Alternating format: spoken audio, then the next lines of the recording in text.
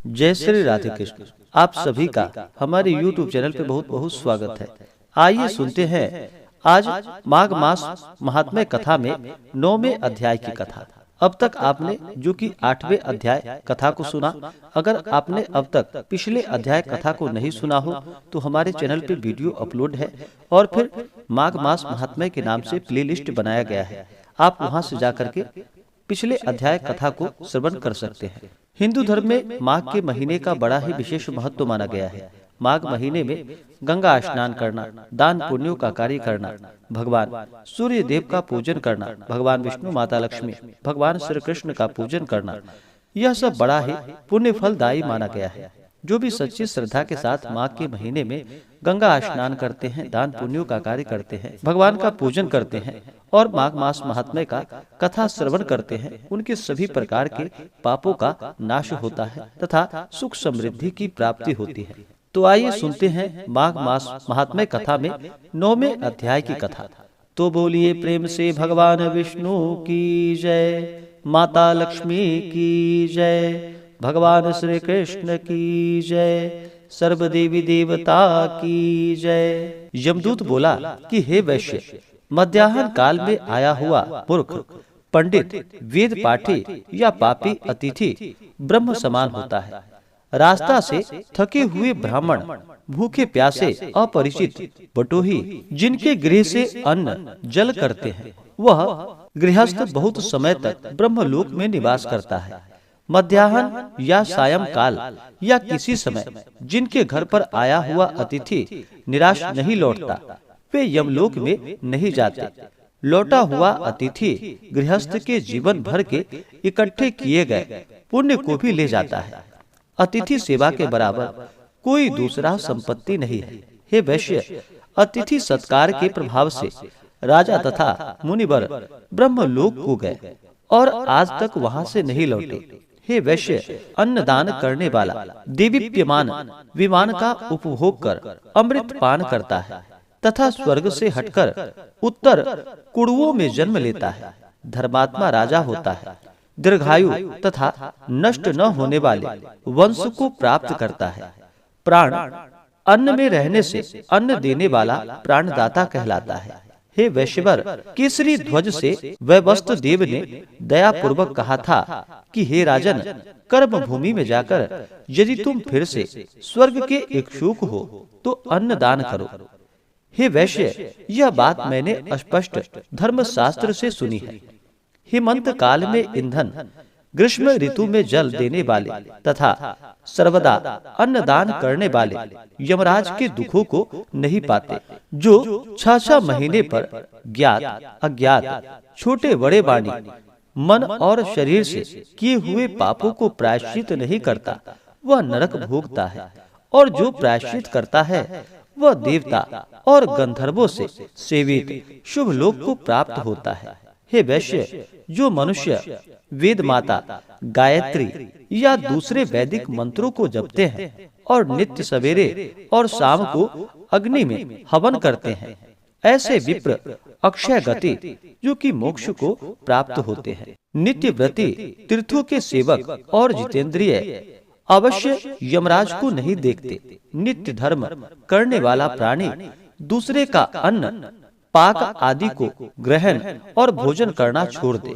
जो जिसका अन्न खाता है वह उसका पाप खा जाता है। हे वैश्य, मनुष्य नित्य प्रति प्रातः काल स्नान करता है, उसके भीतरी तथा बाहरी पाप नष्ट हो जाते हैं और वह नरक में नहीं जाता। स्नान किए बिना जो लोग भोजन करते हैं वे सदैव मल खाने वाले होते हैं। जो स्नान नहीं करते उनके पितर तथा देवता उससे विमुख हो जाते हैं और वर नरक भोगकर पुलकस आदि चांडाल योनि में जन्म लेता है। जो लोग पर्वों में चलते हुए जल में स्नान करते हैं वे न बुरी गति को पाते हैं और न बुरी योनि में जन्म लेते हैं। उनके बुरे स्वप्न और दुश्चिंताएं सदैव निष्फल होती है। हे वैश्य श्रेष्ठ, प्रातः स्नान करने वाले मनुष्य नियम पूर्वक माघ महीने में तिल पात्र और तिल कमल दान देने से यमलोक में नहीं जाते। हे विकुंडल, पृथ्वी, सोना, गौ आदि 16 परम दान है। इनका दान करने वाला मनुष्य स्वर्गलोक में नहीं लौटता। बुद्धिमान लोग पुण्य तिथियों में, व्यतिपात और संक्रांति में स्नान करके यदि कुछ भी दान करता है तो वह बुरी गति में नहीं पड़ता और संसार में गरीब कुल में जन्म नहीं लेता। हे वैश्यवर, सत्यवानी, मौनी, मधुर भाषी, अक्रोधी, क्षमाशील, नीतिमान, अंधितक, प्राणियों पर दया करने, दूसरे के पापों को छुपाने, पराये गुण का वर्णन करने, दूसरे के धन को न चाहने वाले, इन तरह के लोग नरक नहीं भोगते। वे सदगति को प्राप्त होते हैं। दूसरे की बुराई करने वाले, पापी तथा उनका साथ देने वाले, खोटे वचन बोलने वाले, ऐसे कृतघ्न लोग के तीर्थ सेवन और तप से भी पापों से मुक्ति नहीं होती। ऐसे प्राणी बहुत समय तक नरक को भोगते हैं। जितेंद्रिय और जिताहारी तीर्थों में स्नान करने से यमलोक में नहीं जाते। तीर्थ में पान न करे, जीविका न करे, दान लेना और अधर्म की बिक्री छोड़ दे। ऐसा पाप करने वाला मनुष्य नरकगामी होता है।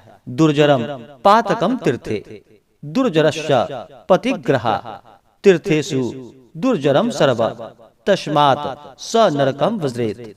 इस प्रकार से माघ मास महात्म्य में 9वें अध्याय की कथा पूर्ण हुई।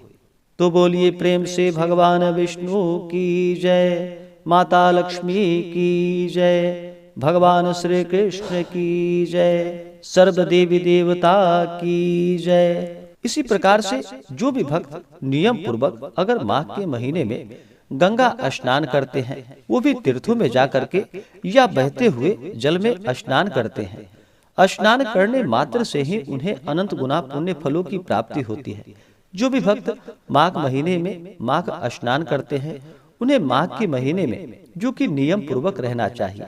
माघ के महीने में स्नान करने वाले को चाहिए कि किसी के ऊपर क्रोध न करे, अपने मन में किसी के प्रति ईर्ष्या या द्वेष का भाव न लाए, ब्रह्मचर्य का पालन करे, भूमि पे शयन करना चाहिए और प्रभु चरणों में अपना मन लगाना चाहिए।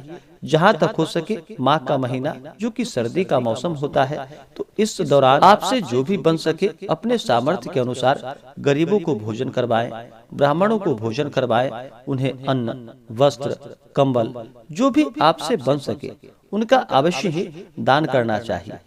अगर आपके पास सामर्थ्य हो तो अपने सामर्थ्य के अनुसार अवश्य ही कुछ न कुछ दान पुण्यों का कार्य करना चाहिए।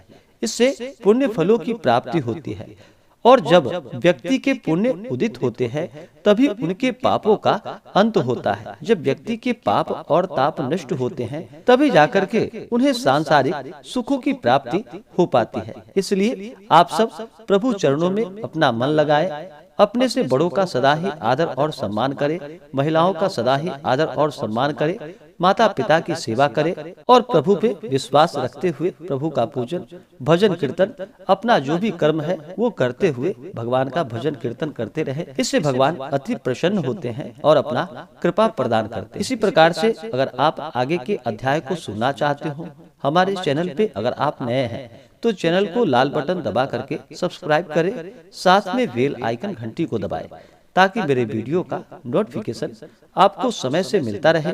वीडियो को लाइक करें, शेयर करें, सुखी रहे और स्वस्थ रहे।